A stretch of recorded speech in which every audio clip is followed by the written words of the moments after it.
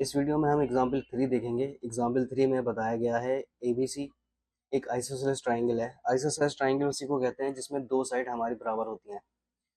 AB AC के बराबर है और AD बाइसेक्ट करता है एक्सटीरियर एंगल PAC को।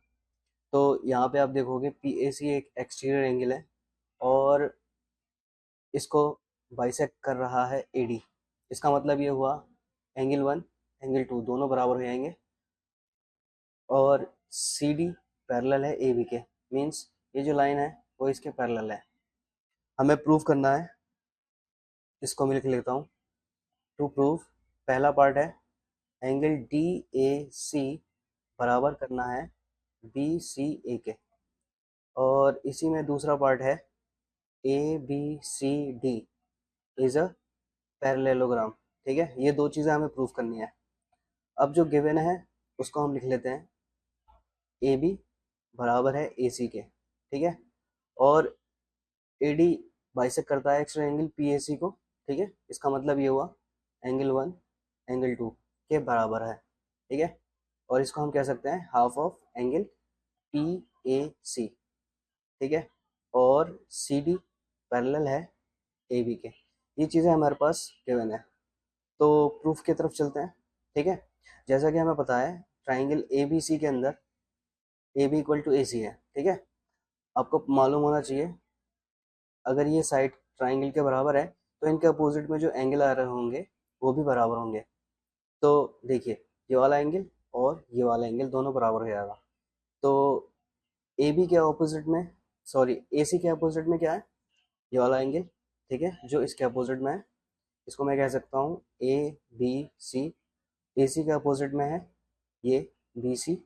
ठीक है, BCA। अब देखिए, ये ट्राइंगल है तो ये इस तरीके से जा रहा है और ये एक्सटीरियर एंगल है, तो यहाँ पर एक्सटीरियर एंगल प्रॉपर्टी लगा सकते हैं हम। ठीक है, तो ये जो एक्सटीरियर एंगल होगा वो इसके अपोजिट में इन दोनों के सम के बराबर होगा। तो इस बात को कैसे लिख सकता हूँ, ठीक है, ये वाला जो एंगल है ये पूरा एंगल PAC है। ठीक है, PAC, और ये बराबर है इनके अपोजिट में जो एंगल आ रहे हैं, यही एंगल आ रहे हैं दोनों। ठीक है, तो ABC प्लस BCA। कैसे, ये बात हम कह सकते हैं बाई एक्सटीरियर एंगल प्रॉपर्टी। ठीक है, अब एंगल PAC इक्वल टू, देखो ABC और BCA दोनों बराबर है, ऑलरेडी हमने देखा। ठीक है, यहाँ पे लिख सकते हैं angle opposite to equal sides, ये रीजन दे दिया हमने। ठीक है, तो मैं ABC को BCA से रिप्लेस कर सकता हूँ। ठीक है, और यहाँ पे BCA रहेगा। अब यहाँ पे दोनों क्या है, x प्लस एक्स क्या हो जाएगा, 2x हो जाएगा। BCA twice BCA। ठीक है, अब मैं क्या कर सकता हूँ, अगर मैं इस पूरी इक्वेशन को हाफ से मल्टीप्लाई कर दूं तो क्या लिख सकता हूँ, half angle PAC equal to half into angle, sorry twice of angle BCA। तो हाफ से हाफ कैंसिल आउट हो जाएगा। ठीक है, और हाफ ऑफ PAC मैंने देखा किसके बराबर है, एंगल 1 और 2 के बराबर है, तो यहाँ पे एंगल 1 लिख सकता हूँ। और BCA किसके बराबर है, इसको ऐसे रहने देता हूँ। ठीक है, तो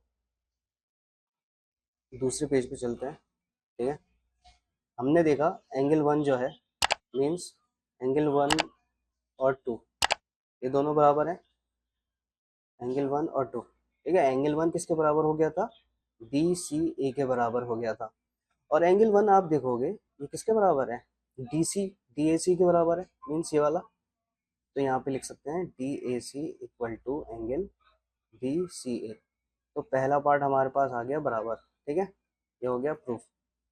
अब ABCD को हमें पैरेललोग्राम प्रूफ करना है, तो हमें पता है CD पैरेलल है AB के। ठीक है, अब यहाँ पे अगर एक और साइड ये इसके पैरेलल मिल जाए तो मज़ा ही आ जाएगा। ठीक है, अब यहाँ पे आप देखोगे हमें मालूम है दो पैरेलल लाइन होती है तो वहाँ पे ऑल्टरनेट एंगल बनते हैं, और अगर मैं ऑल्टरनेट एंगल बराबर करवा दूँ तो ये लाइन पैरेलल हो जाएगी। तो आप देखो यहाँ पर DAC और BCA इसी का काम कर रहे हैं, क्योंकि DAC और BCA बी सी ए, ये है ट्रांसवर्सल। तो ये दोनों क्या है, ऑल्टरनेट एंगल बना रहे हैं। तो मैं कह सकता हूँ ए डी बी सी के पैरेलल हो जाएगा, तो इस चीज़ को लिख सकते हैं, ठीक है, as angle D A C and angle B C A are making alternate angle. So मैं कह सकता हूँ किसके साथ, ए सी के साथ। तो ये जो ए डी है, ए डी लाइन है, वो पैरेलल हो जाएगी बी सी के, ठीक है। तो आगे मैं चल सकता हूँ, आगे मैं कह सकता हूँ कि in quadrilateral A B C D, ठीक है, इसमें क्या मिल गया मुझे, पेयर ऑफ अपोजिट साइड क्या हो गए, आर पैरेलल।